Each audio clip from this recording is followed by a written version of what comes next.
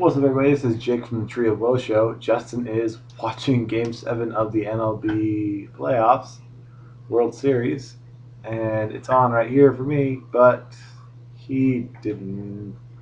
He's a huge Cardinals fan. I don't blame him for watching that over Smackdown. Especially when you watch Smackdown later, and this is live. Well, Smackdown, unlike the World Series, starts off with Teddy Long in the ring. It's not even a ring at the World Series. 1 point for Smackdown. Teddy Long's in the ring, though, player. Talking about the state of the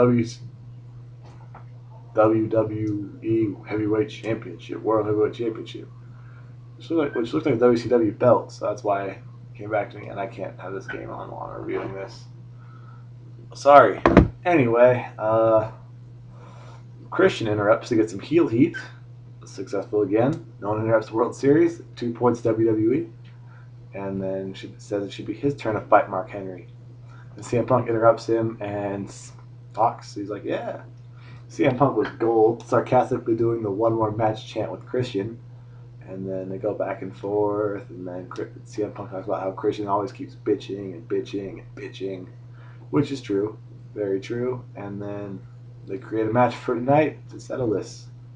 So instead of Teddy Long making a tag match, he uses two guys who were in main events a couple at SummerSlam and throws them on the main event of main event of Smackdown. Another point WWE.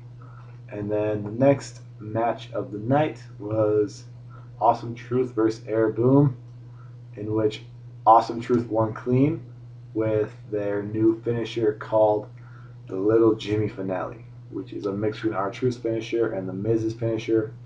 It's pretty sick. Miz hits the skull crushing finale, and R-Truth hits his boom, pull down move, and it's totally awesome. Afterwards, they cut a promo about how The Rock hates Cena more than they do, so it's awesome that Cena picked him.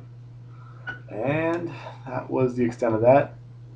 Match went like 2 segments. It was solid. A lot of good moves from all 4 people in there, and it didn't bury Air Boom, which was good because it had a very high possibility of doing that when you had them lose clean.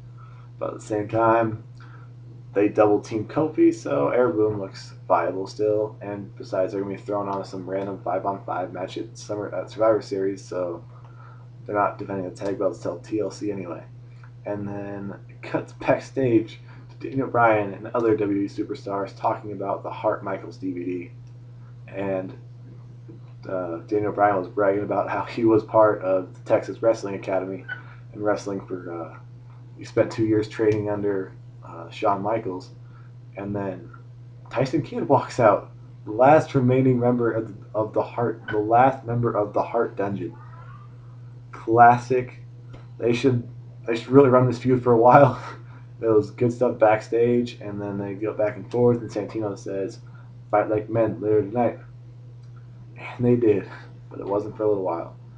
Then it cuts to a different backstage promo, which you have one, might as well have 2. The Hornswoggle dressed like Ryder. Teddy Long talks to him, player. And then Ziggler and Vicky come up and start talking crap about how they beat how Ryder had it coming to him for what happened at Vengeance or something like that. I don't know. It was been over an hour ago, but it was solid, and you're starting to get more of these feuds created, and then you get a match for tonight of Orton versus Ziggler in a match where some people aren't going to be happy with how this match was done, and the only reason they can have to not liking this match is not liking one of the 2 guys in there, because both brought the house down and stole the show. But that match, I'm not talking about that match yet. I'm talking about the backstage segment. And yeah, not a whole lot of jokes. Ziggler's really more attached to Vicky than he was previously. Maybe that'll give him some heat. I think he can get heat on his own, but whatever. And then recap match Triple H. Nobody cares. On to the next thing. Wade Barrett versus Trent Beretta in a match where people's last names are only separated by 1 letter. Absolutely awesome. Good thing they didn't put this on a card or main event, because that'd be really confusing. It'd be like a typo between 2 brothers fighting. But yeah, Wade Barrett talks about Barrett's Barrage and how he's going to rise up and lead a revolution or something like that. And beats Trent Brennan with Wastelands.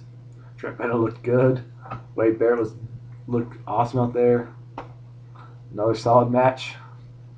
And next match, Dolph Ziggler, Randy Orton, and Rhodes on commentary, which is great because Rhodes on commentary was putting both these guys over. The main part about Rhodes' commentary is he basically alluded to the fact that he's not gonna try to fight Orton again. He said that was him exercising some demons. He said he's not gonna do that for a while.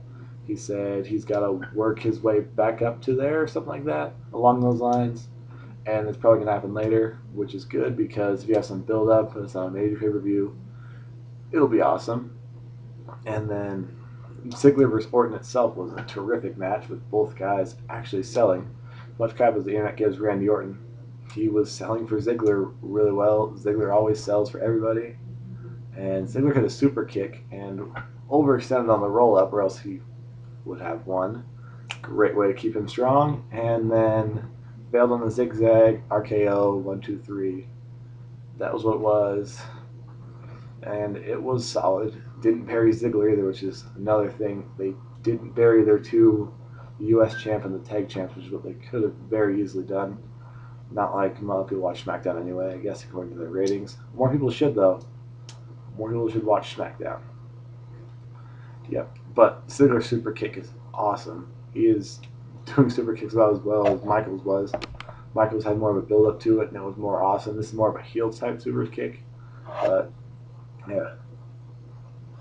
And then, whew, it cuts backstage. It cuts to a recap of the Sin Cara match from last week. And then has Hunico, Black Sin Cara, haven't given him a name yet. Probably didn't go with Hunico. Talking about how he's just furious and says it's payback time. And he's sitting there without a mask on with the bandana. And it's just pretty awesome, you know? They're going to be able to build. I was worried about how they'd continue the feud with one person losing the mask. But you're able to have Hunico without a mask come back and then terrorize Sin Cara, or just have them just continue the feud already. Either way, it's going to continue. The match on SmackDown in Mexico City wasn't bad. The pay-per-view match wasn't bad from last Hell in a Cell. A lot of people give a lot of crap. It wasn't bad. But, yeah, so they're going to continue that. It gets Sin Cara kind of, keeps him down here as opposed to keeping him up and down and all that stuff. Because he can't really challenge for the IC title yet without killing all Rhodes' buzz and all that. But I could see him there. Well, probably after Mania. They'll probably draft him over to Raw after Mania and have him be the U.S. champ or feud with Mysterio or something like that. Who knows? They have a lot they can do with that, but this will keep them good through TLC probably. They'll probably throw them on the different tag team match at Survivor Series. But, yeah. And then they cut to a Brodus Clay vignette. Doesn't really do a whole lot anymore. It kind of, using a math term, it kind of reached the point of diminishing return a while ago. So each time they show it, it's going to stagnate off a little bit more. Or really, it could have reached its maximum, and now we're just going to kind of get pissed. It's kind of like the whole Johnny Curtis thing. You can't build this guy up for so long just on pure vignettes. You got to give us something at some point, or else we're going to lose interest. And Brodus Clay is towing that line. Let's see him next week, hopefully. Not sure if you see our face, so have it on SmackDown where you can run in the cheer boo track. You'll know what they should do for Brodus Clay. Not going to decide anyway. I'm probably going to sit here and not say anything because I watch it on television. And if I were to be at a live event, I'd probably just do what everyone else did. So, yeah, Brodus Clay. Big net. Maybe later on he'll be good. I just don't really see how he fits into this roster right now. Because who are you gonna have him feud with without? Who are you gonna have him? Who's gonna put him over, so to speak? Because right now all he is a dude that was in there for a while with Del Rio, got hurt or doped, whatever it was, came back. Now he's here. whatever. Brodus Clay. They got something. They might have something there. Let's see if they don't mess it up in the process. Let's see if they can have something solid with him. I'm not gonna hold my breath, but whatever. And then they should just have him just squash Sheamus. That'd be awesome. Agree with that, YouTube world. And then the next match was Daniel Bryan versus Tyson Kidd, and the best 3-minute match you'll see all year, with Justin King as the ref. Basically, my mind exploded because these are two of my fave 5 wrestlers, hands down. They're not going anywhere after this match. And Justin King is #1 ref in the world. Justin King for Mania. Rock Cena. Let's make it happen. Don't put Shota in there. Put Justin King in there. And then even announce Justin King for his matches from here on out. And repping this match, Justin King. Give him Watch the Throne, illest mofo alive as his come out music, as his entrance music. And put him over as the coolest ref of all time. In the match, Booker T compared Daniel Bryan to Tim Tebow and what he did in South Beach against the Dolphins, which was cool that he referenced that. And then Michael Cole seemed to try to pull every single piece. It's like, oh, he said night. It was really afternoon. And, oh, he didn't. They didn't even play in Miami. They play outside Miami in Coral Gables. So, Michael Cole, right here. I'm not going to flip you off because there might be kids watching, and I'm going to make this one kid approved. No, Michael Cole. No. Don't do that. Actually, get off my TV, Michael Cole. Let's be honest. There's 10 better guys in that locker room backstage right now that could announce better than you can. You can go get heat for somebody better than anyone else can. So go be a manager. How about that as the thing? Or just be Lauren Ice's lackey, which is what he was making references to. But yeah, Daniel Bryan hit the LaBelle lock for the win. There were some almost sharpshooters by Tyson Kidd, which was awesome. And had Daniel Bryan win by super kick, I'm pretty sure I might have fallen out of my seat. And yeah, that was really solid. Really solid. I like what they did. Hopefully they can continue that. And I looked on Twitter, because Daniel Bryan was trending on Twitter, which is pretty awesome. He was trending on tape, Smackdown, that not a lot of people watch. Didn't really look at anything else at that point, but I was reading through what people on Twitter were saying, and people were either making fun of it for being about jobbers, which isn't very smart because that just kind of perpetuates it. And then other people were like, let's see this continue. See us at Survivor Series. Let's have it at Survivor Series. Because that was where Michaels and Hart really had their first, had one of their biggest feuds in '97, I think. Yeah, that's where the screw job happened, was in '97 at Survivor Series. So, yeah, let's have Michaels and Hart get on both sides of this one. Let's see how far we can continue on this one. How about Daniel Bryan being a fluke win, etc., etc. I'd watch every single minute of that match at least 3 times. Just kidding. I'd watch it once and I'd enjoy it. Then Michael Cole talked about the Michael Cole Challenge. Don't care. You guys shouldn't care either because it's just going to be a segment on Monday where they don't have Daniel Bryan versus Tyson Kidd. And then Big Show talked about the state of the heavyweight title and really helped put over Mark Henry as this monster, saying that this is the most hurt he's ever been after a match. And then Mark Henry, to stay heel, comes out and is just like, you didn't hurt me, the ring hurt me, man. The ring collapsed and hurt me. I'm feeling pain because of that. And then says, you're not getting a rematch. And then Teddy Long had basically said there was going to be a rematch. They're going to go at Survivor Series again. But hopefully Big Show can keep building it up because he's actually doing a really good job of that. He's building up Mark Henry as this, this is one of the greatest guys I've ever faced. And Mark Henry's still sitting there just like, yeah, I'm whoop your ass. Whoop your ass once, I'll do it again. So let's see where this goes. I'm happy with it. Hopefully Kane comes back after and we get this to end somewhat clean, somewhat epically, because they could find a lot of good ways to end this without landing on somebody's ankle or anything like that. Whatever. Hey, sorry about that, guys. Had to get some water. Started coughing. Anyways, turn off the food channel. why it's on Food Network. It's weird. Anyway, well, the main event of the night was CM Punk versus Christian. So this match was awesome as well as everything else was today. A lot of moves from both ends. No,